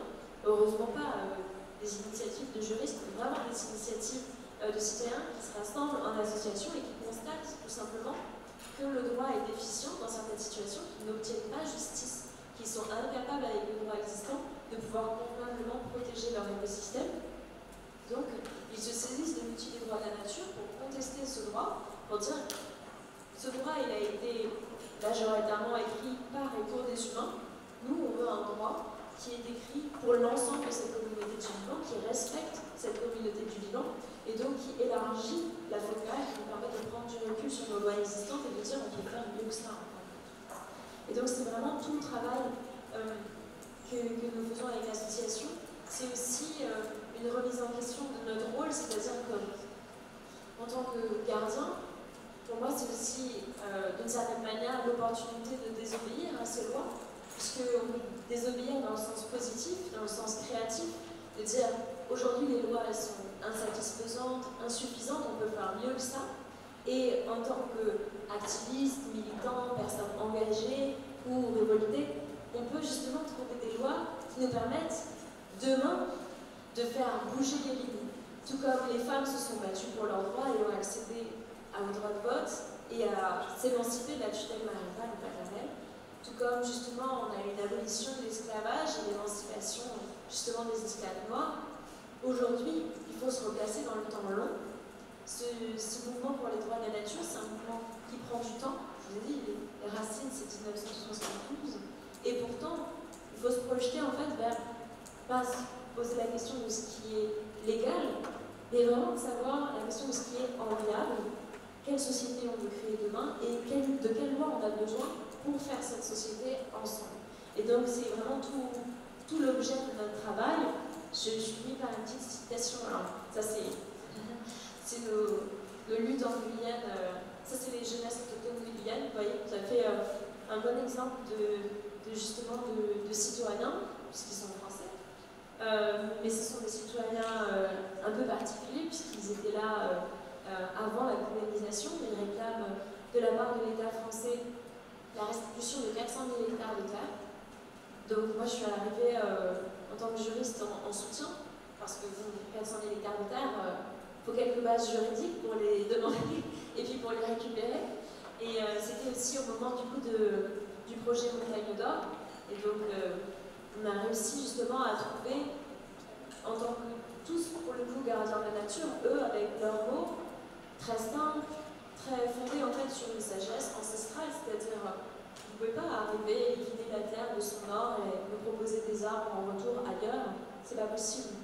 Il y a quelque chose de tout à fait de bon sens en fait quand ils le disent eux avec leurs mots, c'est-à-dire tout simplement, et notamment pour l'Icalia, il n'y a que 2 bonnes raisons de creuser dans la terre, c'est trouver de l'eau ou enterrer ses morts. Pour le reste, l'or est considéré comme sacré parce que c'est l'énergie qui tient la terre et que donc, creuser la terre et sortir l'or, c'est dérégler cette énergie du vivant et c'est réveiller aussi des esprits qui ont été mis sous terre et quand on dit mis sous terre, c'est en fait enterré pour que justement les vivants n'aient plus à à gérer ces esprits du passé. Ça peut paraître assez exotique, ésotérique, dit comme ça, mais en fait pour moi c'est tout simplement une forme de sagesse, de savoir, que vous retrouvez d'ailleurs, je travaille avec beaucoup de peuples autochtones différents, c'est un savoir que vous retrouvez aussi chez d'autres peuples, pas du tout en Amérique du Sud. Je suis partie au Maroc pour travailler sur les mines, et c'est quelque chose que vous retrouvez aussi chez les peuples premiers du Maroc, puisque eux aussi, on pouvait ouvrir la terre pour chercher justement des pierres, qu'en échange d'un sacrifice. Donc, pour prendre à la terre, il faut rendre à la terre. En fait, c'est juste un mécanisme de se rendre compte, tout simplement que si on prend sans jamais se rendre compte, il faut donner en retour. En fait, on dérègle tout simplement les mécanismes du vivant, on dépasse les limites planétaires, et cette relation d'extractivisme, de domination, d'exploitation, un jour ou l'autre, elle se retourne contre vous. Et donc, le mouvement des droits de la nature, tout comme justement ces savoirs ancestraux, s'inscrivent dans l'idée qu'il y a des lois qui sont supérieures à celles des êtres humains. C'est les lois de la physique, de la biologie, de la chimie, du fonctionnement du vivant en général. Et on doit imaginer demain, pour répondre à l'urgence climatique, pour répondre à la destruction de la biodiversité, un droit biomimétique, c'est-à-dire entièrement basé sur le fonctionnement du vivant. Et je finis par cette citation où je disais « L'activisme est le loyer que je paye pour le privilège d'habiter cette planète. » Vous engager aujourd'hui n'est pas une option, c'est une responsabilité. À vous, franchement, de trouver la manière dont vous avez envie de le faire, chacun avec ses compétences, chacun avec ses appétences, chacun avec sa passion, sa fougue, peut-être aussi sa rage, parce que souvent la colère est un bon moteur aussi pour s'engager, parce qu'il y a des colères justes. Et donc, je vous invite vraiment si vous voulez en savoir plus, tout simplement à aller sur notre site internet, à regarder un peu plus près nos process simulés. Cette année, par exemple, on fait un process simulé pour les droits des animaux.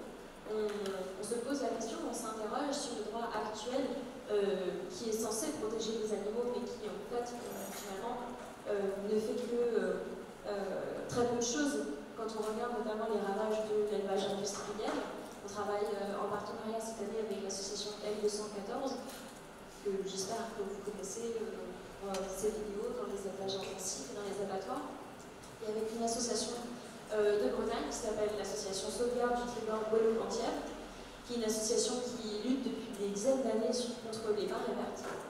Et notre objectif dans notre process simulé, c'est de questionner qu'est-ce que changerait finalement la reconnaissance des droits fondamentaux aux animaux dans un procès qui opposerait les porcs dans les élevages intensifs bretons aux sociétés d'élevage.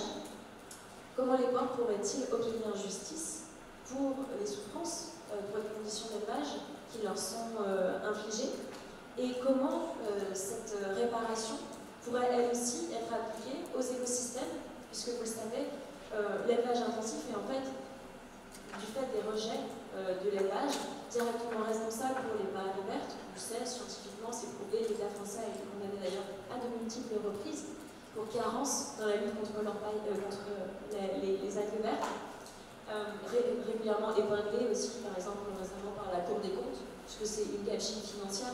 Au lieu de mettre fin à l'élevage intensif, on paye pour nettoyer les plages de Bretagne. Donc il y a un non-sens, déjà politique, mais aussi écologique et social. Et donc, on aimerait faire le lien justement entre la reconnaissance des droits fondamentaux des animaux et la reconnaissance en fait du préjudice subi à la fois par les animaux, les écosystèmes et les humains, qui sont aussi en première ligne, puisque en fait les algues vertes constituent un danger mortel à la fois pour les animaux, mais aussi pour les humains, qui sont aussi des animaux, et parce qu'ils peuvent être exposés du coup au rejet des gaz issus de la putréfaction des algues, qui est un danger mortel puisqu'on en meurt en quelques minutes.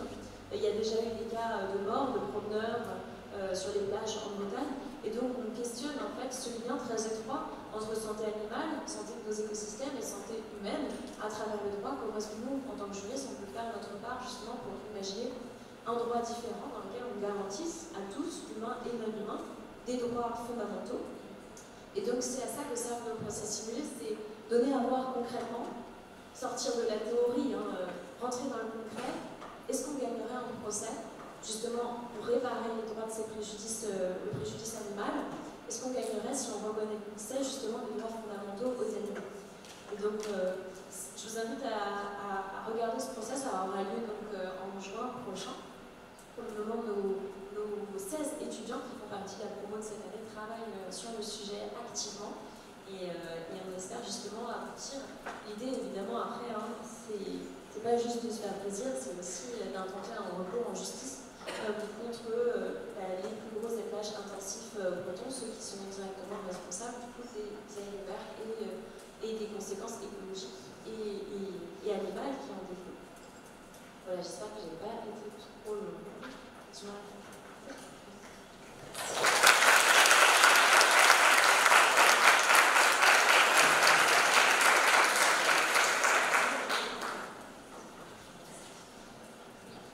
Est-ce que j'ai un micro pour faire tourner ma scène?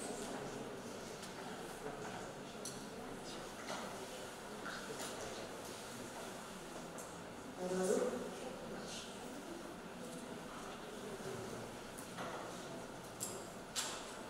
Merci Marie. Très intéressant. Vous m'entendez? Et là, ça va mieux.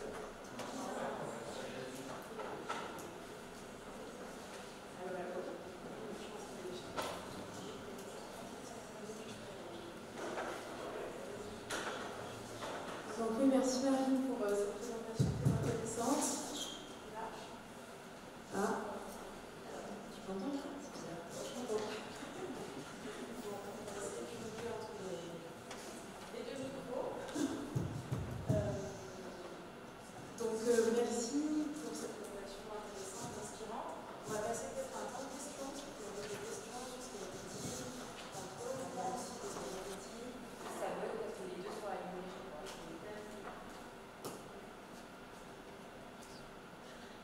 Là, vous m'entendez? Ok, donc c'était ça. Merci Anissa.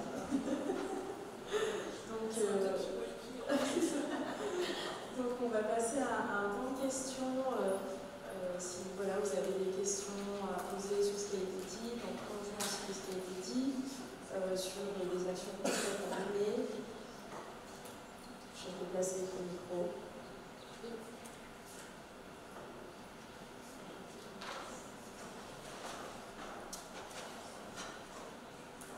Déjà, merci beaucoup pour la présentation. Et ma question, ça concernait dans la plupart des exemples que vous avez cités par rapport à la l'avancée des droits de la nature, et c'est situé en Amérique du Sud. Enfin, vous avez aussi pris l'exemple du Maroc. Mais du coup, la question que je me posais, c'était de savoir si cette sensibilité au vivant, ça se retrouve un peu dans tous les endroits qui échappent à la pensée moderne occidentale, ou il y a vraiment quelque chose de spécifique dans l'Amérique du Sud, que ce soit spirituel, ou si c'est biologique, ou autre.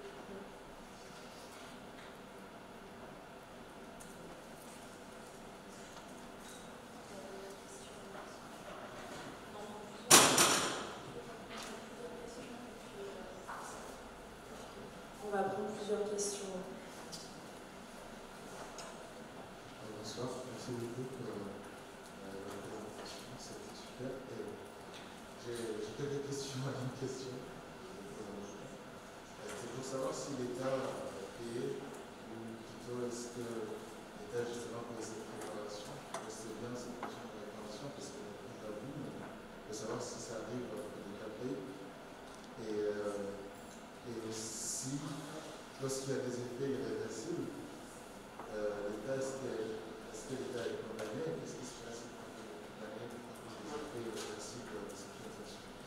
Est-ce que tu peux juste revenir au début, parce que l'enceinte n'est pas tombée à la fin du film. En fait, j'ai trouvé que c'était super de parler des notions de réparation parce que du coup, ça ne devient pas tabou. Et dans ce cas-là, est-ce que l'État, quand il est condamné, est-ce qu'il arrive à payer? Et lorsque les effets sont irréversibles, du coup, est-ce que l'État est d'abord condamné? Qu'est-ce qui se passe?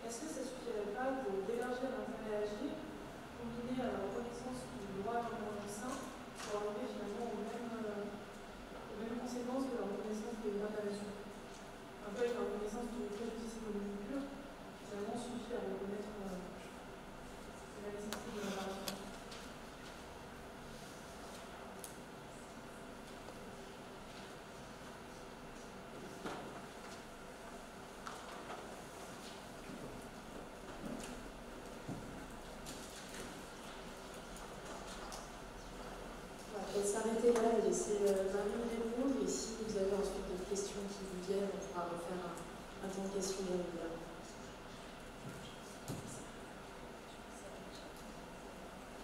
Là, vous m'entendez? Donc, est-ce qu'en Amérique du Sud, il y a une spécificité de la pensée? Je dirais que globalement, ce n'est pas lié à l'Amérique du Sud, puisqu'on observe exactement la même chose. Donc, en Ouganda, on a observé exactement la même chose.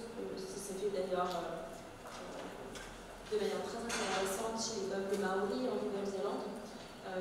Globalement, je dirais que c'est plutôt lié à en fait, une forme de contestation d'une pensée occidentale qui nie justement les droits à la fois des écosystèmes, mais aussi du coup le droit en fait à une autre forme de culture tout simplement, et qui tente un peu par assimilation d'étendre une seule vision du monde, une vision occidentale, à l'ensemble des autres cultures. Et donc en fait c'est souvent des mouvements qui sont liés plutôt à une réappropriation de son histoire, de son passé, d'une lutte contre le libéralisme.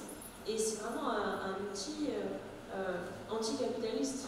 L'idée c'est aussi ça, c'est-à-dire que derrière il y a vraiment une remise en question de l'exploitation de la nature et une mise en avant des droits fondamentaux à la fois des écosystèmes et des parties prenantes de cet écosystème dont font partie les humains. Donc moi je dirais plutôt que c'est lié à ça et pas spécialement l'Amérique du Sud. D'ailleurs, c'est à mon avis tout simplement voilà, pourquoi ça prend dans les territoires en France. D'ailleurs, vous observez dans quel territoire ça prend là, la Corse. Tous les territoires qui sont en fait aussi un peu en lutte, où il y a beaucoup de remises en question, comme je vous disais, sur l'ESCO ou sur le Maroni, des territoires qui voilà, font face aussi à des problèmes systémiques qui sont liés aussi voilà, à des contestations structurelles de l'État, de la mainmise de l'État sur les politiques locales et qui peuvent en fait tout simplement contester cette manière d'administrer et de gérer l'environnement parce qu'elle n'est pas efficace et qu'elle ne garantit pas la santé, les écosystèmes et des peuples qui les habitent. Donc voilà pour ce volet-là. Est-ce que l'État peut être condamné à payer s'il y a un préjudice irréversible? Disons que pour l'instant, en tout cas la pensée des droits de la nature sert essentiellement à prévenir les dommages. C'est-à-dire que le but est vraiment d'empêcher, avant qu'un dommage ait lieu, certains projets miniers, pétroliers, d'industrialisation et autres. Le but, avec le mouvement des droits de la nature, c'est en amont de mettre en place des garde-fous, de créer des instances dans lesquelles on représente la nature pour justement éviter d'avoir ensuite à réparer. Et donc, c'est par exemple le cas dont je vous parlais avec la Colombie. Ça, par exemple, l'idée pour le juge, c'est plutôt de dire qu'il faut vite agir et réparer finalement en nature. Et là, pour le coup, ça prend tout son sens, de réparer en nature les manquements, les carences, etc. Mais à ma connaissance, alors il y a eu, par exemple, pour le fleuve Mangagoui en Nouvelle-Zélande, il y a eu une très forte somme qui a été payée par le gouvernement de Nouvelle-Zélande au peuple maori pour le préjudice subi, alors notamment du fait d'une partie de la colonisation en fait, mais aussi pour le préjudice subi par la destruction de cet écosystème. Donc il y a une très forte somme qui n'est pas une amende, hein, mais qui est une réparation financière pour le préjudice subi par le peuple maori. Et donc ça peut arriver. Généralement, ce n'est pas tellement l'esprit. Pour ça, on a d'autres outils, par exemple la reconnaissance du crime d'écocide, qui est vraiment un outil de sanction, de poursuite pénale qui serait plus approprié et qui fait aussi l'objet d'un mouvement, d'une réflexion et d'un vrai mouvement au niveau mondial, mais je ne pouvais pas tout faire aujourd'hui. On ne l'a pas abordé, mais donc la reconnaissance du crime d'écocide, c'est l'idée de reconnaître devant la Cour pénale internationale un 5e crime contre la paix et d'inscrire donc la destruction grave, étendue et durable de nos écosystèmes et la mise en danger de la viabilité de la planète comme 5e crime qui pourrait être poursuivi devant les instances internationales. c'est un processus en cours qui nous permettrait notamment de poursuivre, comme pour les crimes contre l'humanité, soit, alors on espère les entreprises, mais aussi les dirigeants d'entreprises et les responsables au niveau des gouvernements, quand justement il y a des destructions massives. Je pense par exemple au cas du Brésil et de la destruction de l'Amazonie, qui est typiquement un cas d'écocide grave pour lequel on a besoin d'outils juridiques nouveaux, puisque vous vous souvenez, on ne pouvait pas faire grand-chose à part regarder la télé et compter les hectares de forêt partis en fumée chaque jour durant l'été 2019. C'est un peu le problème. Et sur le droit de l'espace, et le lien pour promouvoir les droits de la nature, c'est en fait finalement un peu l'idée de la protection des communs planétaires, c'est-à-dire comment en fait on utilise le droit international pour définir ce qui ne peut pas être approprié et ce qui est à l'usage de tous. Et donc comment on en a un usage qui permet de ne pas le détruire et au contraire d'en faire un héritage commun pour les prochaines générations humaines, mais pas que humaines, mais heureusement. Donc l'idée est vraiment de s'inspirer de ce droit, alors de prendre ce qu'il y a de meilleur dans chaque droit. Je pense qu'on n'a pas encore le mécanisme idéal, parce qu'en fait, politiquement, c'est extrêmement dur de trouver un accord. D'ailleurs, l'espace est un peu en train de se transformer en poubelle volante au-dessus de nos têtes, donc c'est aussi un problème si on voit que les conventions internationales ne sont pas forcément hyper efficaces, tout comme il y a d'autres Far West, comme le fond des océans par exemple, et la haute mer, des Far West juridiques, j'entends, c'est-à-dire premier arrivé, premier servi, on fait n'importe quoi. Et donc il y a encore beaucoup en fait, de mécanismes à imaginer, de structures juridiques, mais peut-être aussi d'un gouvernement mondial, d'un gouvernement des États qui puisse nous permettre tout simplement aussi de définir une nouvelle façon de travailler pour protéger pas uniquement les humains, mais aussi globalement le fonctionnement des écosystèmes sur l'ensemble de notre planète. Donc ça fait évidemment partie du mouvement pour les droits de la nature, de nos réflexions. Par exemple, avec l'association Wild Eagle, on travaille essentiellement sur le droit français, un petit peu sur le droit européen. Et pendant la Convention citoyenne pour le climat, on avait travaillé avec les citoyens de la Convention citoyenne pour proposer ce qu'on avait appelé une haute autorité des limites planétaires. Donc une autorité supraministérielle composée de scientifiques et d'experts compétents dans les 9 limites planétaires. Vous voyez ce que c'est que les limites planétaires? Donc les 9 limites planétaires, c'est un concept scientifique qui a été élaboré, qui définit 9 limites: le climat, la biodiversité, l'usage des sols, l'acidification des océans, les ressources en eau potable et, peut-être que vous en avez entendu parler, la pollution chimique, puisque récemment il y a eu beaucoup d'articles qui sont sortis à ce sujet. Donc l'humanité a dépassé cette limite planétaire qui est la pollution chimique, notamment par les rejets en plastique dans la biosphère. Et donc ces 9 limites planétaires, considérées par les scientifiques, ce sont des limites qui interagissent les unes avec les autres, puisque par exemple, vous franchissez la limite climatique, comme c'est le cas actuellement, nous franchissons la limite climatique, et cela a des répercussions immédiates sur la santé des sols, sur l'eau, sur l'acidification des océans, la transformation de l'usage des sols, la destruction des forêts, etc., etc. Et donc en fait, les scientifiques établissent comme ça les effets domino entre ces 9 limites planétaires. Désolé, c'est pas hyper joyeux ce que je suis en train de dire, mais c'est comme ça. Et donc l'idée était de se servir de ce modèle scientifique pour en tirer en fait une proposition juridique qui serait de se doter d'un supraministère qui nous permettrait d'étudier à travers la connaissance scientifique la qualité de nos lois, de nos règlements, de nos programmes, pour tout simplement s'assurer que les politiques publiques qui sont mises en place sur nos territoires, elles sont en accord avec le fonctionnement de ces 9 limites planétaires et que donc elles sont pérennes sur le long terme. Bon, je ne vous cache pas que ça n'a pas été retenu par Emmanuel Macron.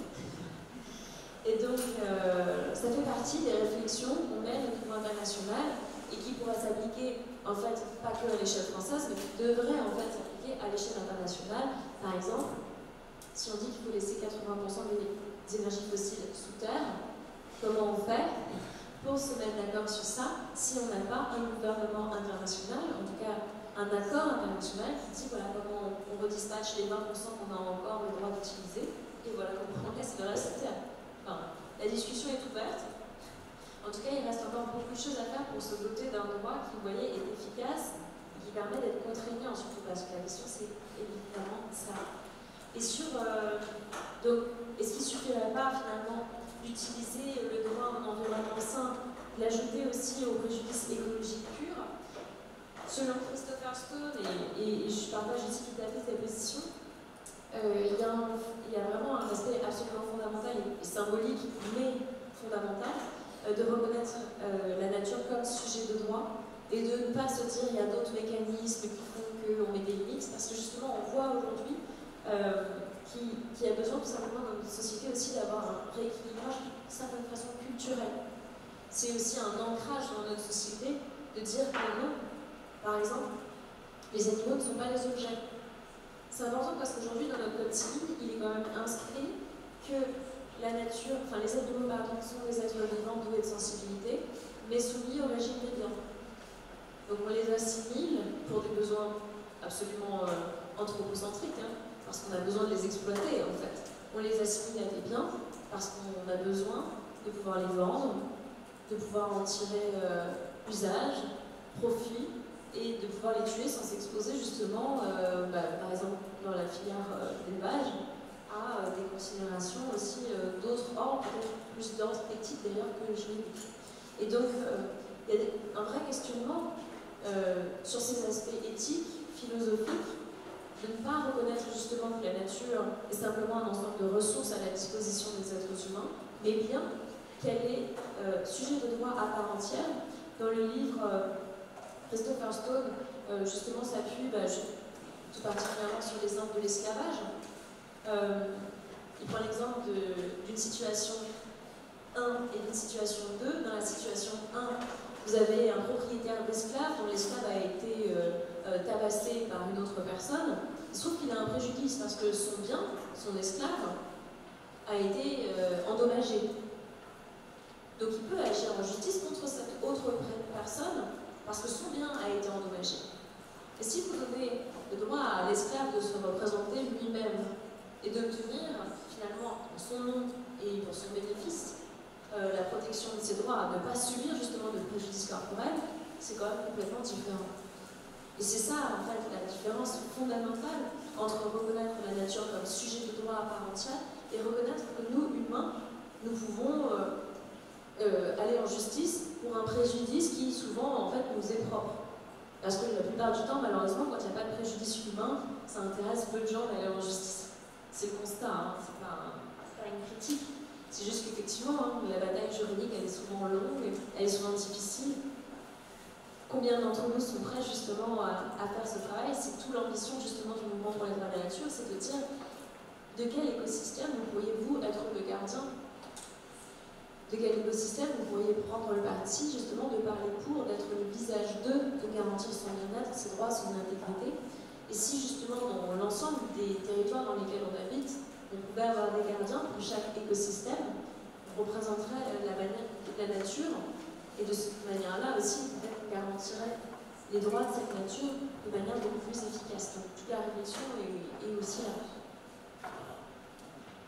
Est-ce qu'on prend encore des questions?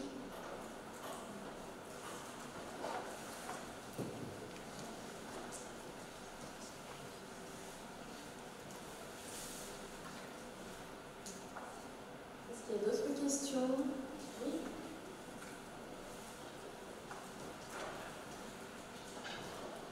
Oui, on a dit que pas de retour de la part du président. On sait que c'est une question très politique partout dans le monde. Mais moi, il y a quelque chose qui m'a interpellé, c'est que le problème principal, c'est quand même l'argent, parce que le monde est toute la destruction et il y a de l'argent pour le monde international, que vous avez pas laissé local, que ça cause d'autres. Du coup, comment faire évoluer cette culture citoyenne mondiale par rapport aux pressions énormes que subissent, même si on avait un gouvernement qui voulait faire quelque chose, on sait que autant les banques que les industriels, ils se font tellement d'argent sur cette destruction de la nature, que ça, comment ça paraît irréversible, comment ils changent le système pour ne plus dominer le monde par cette exploitation financière.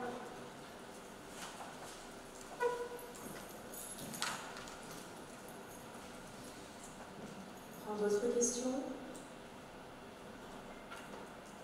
Je vais laisser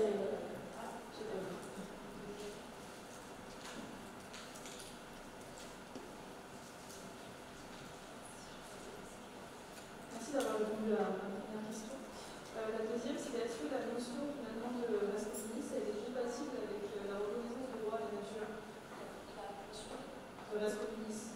Est-ce que finalement, rester dans le paradigme de choses sujets, si on reste dans l'idée de reconnaître quand même le bien commun, mais tout en reconnaissant la nature comme étant un sujet, est-ce que c'est compatible finalement?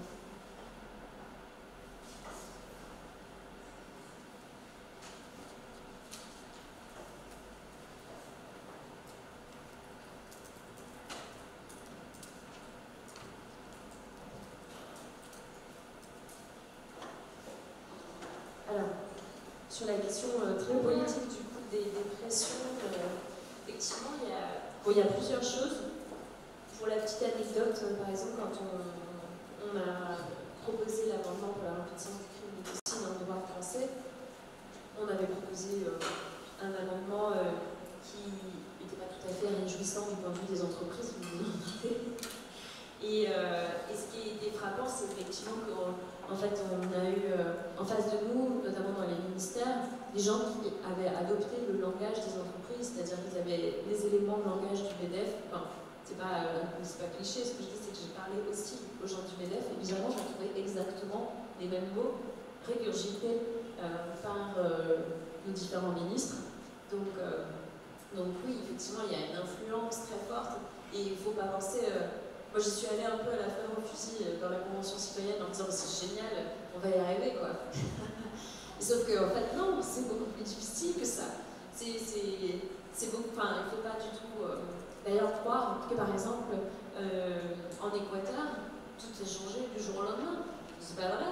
Sinon, on n'aurait pas eu, il y a 2 mois, une décision justement sur le parc de Los Cedros, parce que comme si il y avait des forages, des projets miniers dans un parc.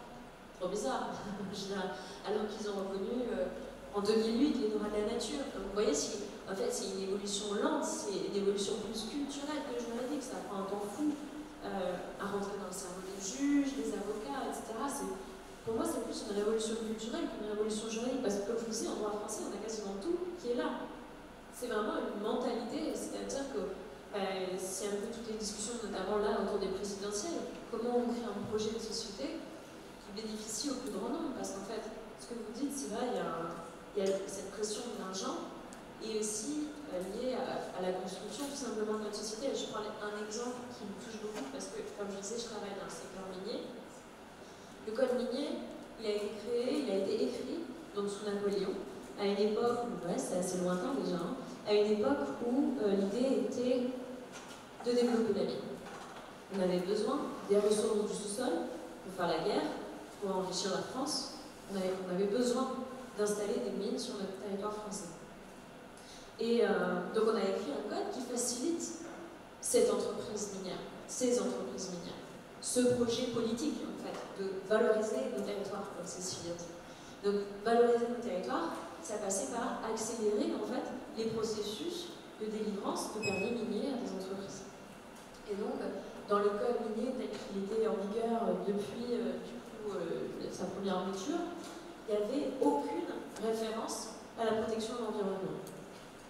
Il vous suffisait en tant qu'entreprise minière de montrer patte blanche en disant j'ai les compétences techniques et j'ai les capacités financières de mener ce projet minier à bout, et vous obteniez une concession minière, parfois des concessions très longues, puisqu'il n'y a qu'en 2018 on a mis fin à ce qu'on a appelé les concessions historiques. C'était des concessions qui avaient été délivrées sous Napoléon sans date butoir, des concessions à vie.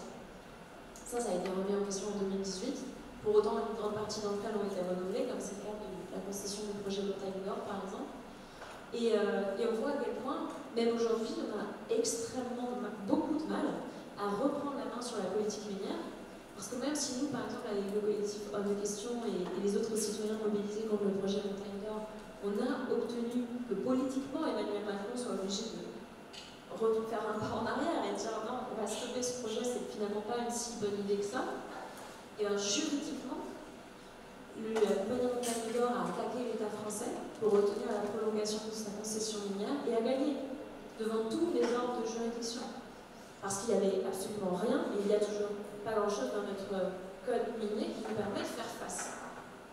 Et donc, aujourd'hui, on voit qu'il y a aussi une question, tout simplement, c'est qu'est-ce qu'on met dans nos lois pour justement trouver un équilibre entre le droit à la liberté d'entreprendre En gros, c'est ça, hein, un des problèmes fondamentaux, c'est nos droits constitutionnels, cette liberté d'entreprendre et les objectifs de protection de la nature. Et je ne vais pas dire que c'est perdu, en fait, parce qu'on a aussi des signaux très intéressants de temps en temps. Il y a une décision que vous pouvez retrouver, donc c'est du 31 janvier 2020, il me semble, du Conseil constitutionnel, donc, qui opposait dans cette affaire donc, les producteurs de pesticides qui sont allés devant le Conseil constitutionnel pour demander l'abrogation d'une loi qui en fait leur interdisait de produire des pesticides interdits en France et de les exporter au niveau international. Ils disaient mais on pourrait très bien les exporter vers des États qui n'ont pas les mêmes normes environnementales que la France. Bon, je vous laisse voir le degré d'éthique de ce genre de producteurs de pesticides, mais en tout cas pour eux, ce n'était pas logique qu'on restreigne leur droit de produire les pesticides qui n'étaient pas vendus et pas destinés au marché français. Et là, le Conseil d'État a dit de manière très intéressante, en s'appuyant justement sur la charte de l'environnement, qu'il revenait aux législateurs justement de trouver un équilibre entre la liberté d'entreprendre et les objectifs de protection de l'environnement qui ne s'arrêtent pas à nos frontières, qui sont mondiaux aujourd'hui. Et donc, il a finalement débuté ces entreprises productrices de pesticides en leur disant le législateur a fait son travail, c'était de sa responsabilité, il a mesuré les impacts, mesuré aussi les intérêts en présence, et il a évalué qu'il fallait limiter justement cette liberté d'entreprendre pour protéger l'objectif à valeur constitutionnelle de protection de l'environnement. Et donc on voit comme quoi, aussi de manière assez concrète, il commence à y avoir une prise de conscience. Alors, ce qui est rigolo, c'est que c'est assez anthropocentré, encore une fois, parce que je vous invite à lire notre charte de l'environnement, notamment son préambule, parce que c'est très intéressant, il y a déjà inscrit dans le préambule de la charte de l'environnement que certaines activités extractivistes, l'exploitation de la nature, met en danger l'habitabilité de nos territoires et donc la pérennité en fait, de notre vie sur cette planète, ce qui est quand même pas rien d'avoir inscrit dans notre charte de l'environnement. Mais d'un autre côté, elle inscrit aussi quelque chose, une expression qui est totalement anthropocentrique. Elle dit l'environnement est le patrimoine de l'humanité. Or, déjà, c'est assimiler l'environnement à un patrimoine, alors que le mouvement des droits de la nature, c'est justement de dire qu'on ne peut pas parler de patrimoine parce que ça sous-entend bien et l'appropriation. Et en plus, c'est en aucun cas le patrimoine de l'humanité, puisque toute l'idée, c'est bien de le partager avec les autres non-humains.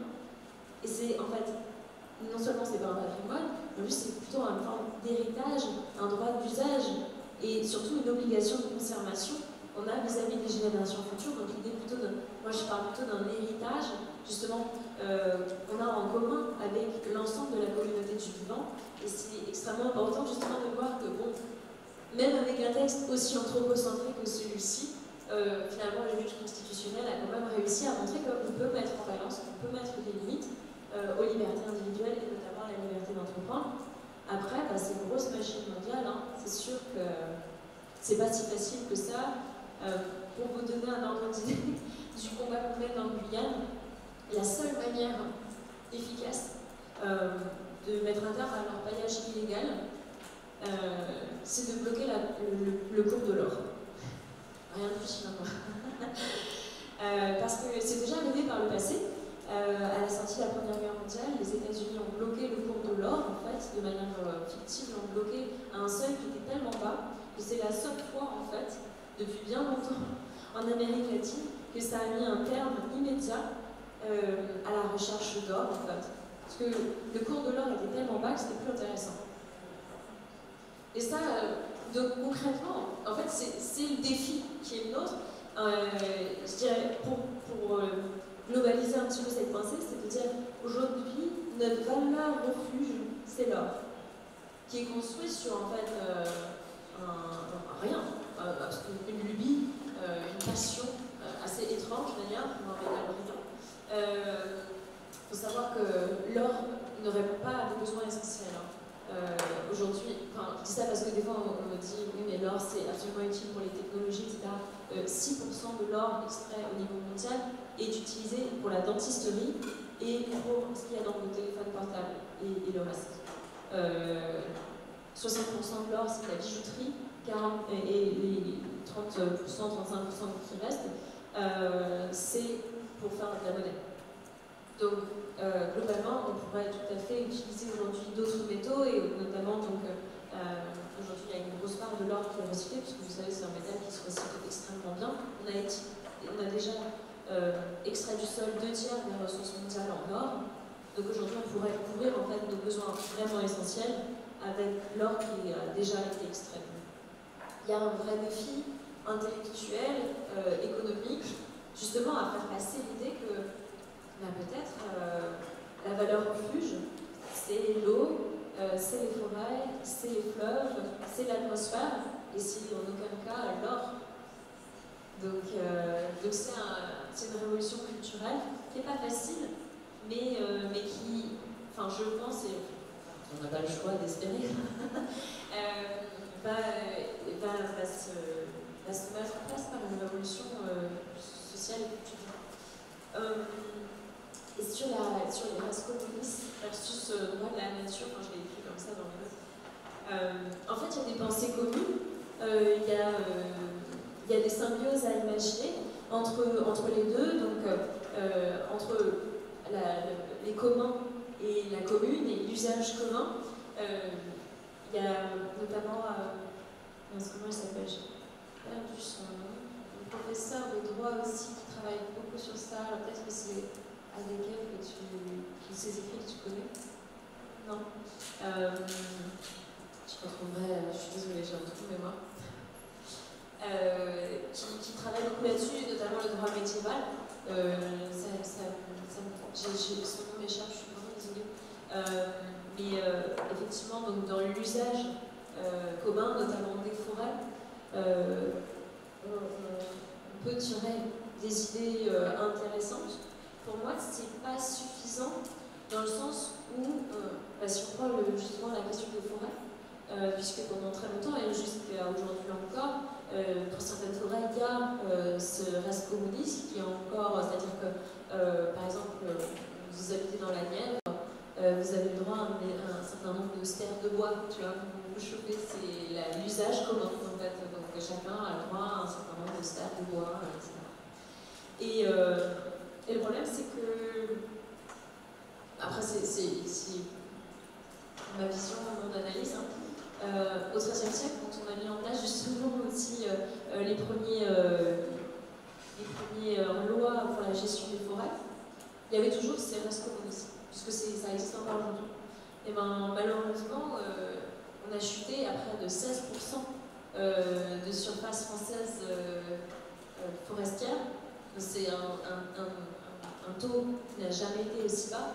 Et 16%, c'était vraiment, après, on est remonté, mais avec des lois en fait, qui restreignaient drastiquement justement l'usage des forêts, l'usage commun, parce qu'il a fallu, en fait, d'une certaine manière, garantir l'intégrité et un usage raisonné, en fait, une gestion raisonnée des forêts, parce que sinon on aurait fini par tout utiliser pour le bois de chauffage, pour le bois d'œuvre, etc. Et donc, moi je pense pas justement que le statut de chose puisse intellectuellement nous permettre de faire cette transition sociale, parce que si on a en face de nous pas un arbre, pas une entité vivante, mais simplement du bois d'œuvre ou du bois de chauffage, comment voulez-vous que les gens se rendent compte qu'en 5 minutes on peut abattre un arbre qui a 150 ans? Enfin, c'est aussi ça, c'est-à-dire c'est aussi un positionnement éthique. Aujourd'hui, on fait des coupes rases, on se sert des arbres pour faire de la chaleur, pour faire des bateaux, pour faire des maisons. Mais à quel moment justement on pense justement à ces êtres qui sont des êtres vivants? Aujourd'hui, la science,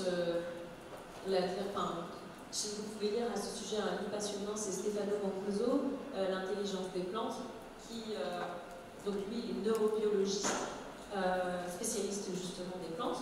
Il établit des relations très claires. Les arbres ont des compétences qui résument des compétences d'observation, des compétences de mémoire, des compétences d'entraide entre eux. Et donc ce sont des êtres vivants, animés. Statut qu'on a d'ailleurs reconnu aux animaux en droit, comme je vous l'ai dit, catégorisant malgré tout comme des biens, mais les arbres, les plantes, qui constituent 99% de la biomasse présente sur Terre, sont à nos yeux rien d'autre que des ressources. Et donc c'est aussi ça le mouvement des droits de la nature, c'est un vrai questionnement éthique. Comment se fait-il que 99% de la biomasse présente sur Terre soit tout simplement absente de notre cercle de discussion, qui ne sont pas représentés, qui n'ont pas voix au chapitre. Et donc ce mouvement-là, c'est aussi cette remise en question. Est-ce qu'on n'a pas complètement déséquilibré ce rapport au vivant en considérant que finalement tout peut être approprié, tout peut être détruit ou exploité. Et donc tant qu'on reste dans le rapport sujet-objet, sujet à chose, je pense que ça sera socialement impossible en fait d'évoluer vers un nouveau stade de conscience en tant que société.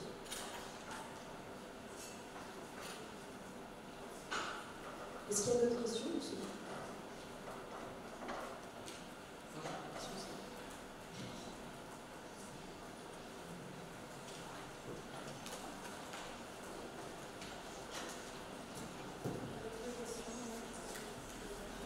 Pas d'autres questions ?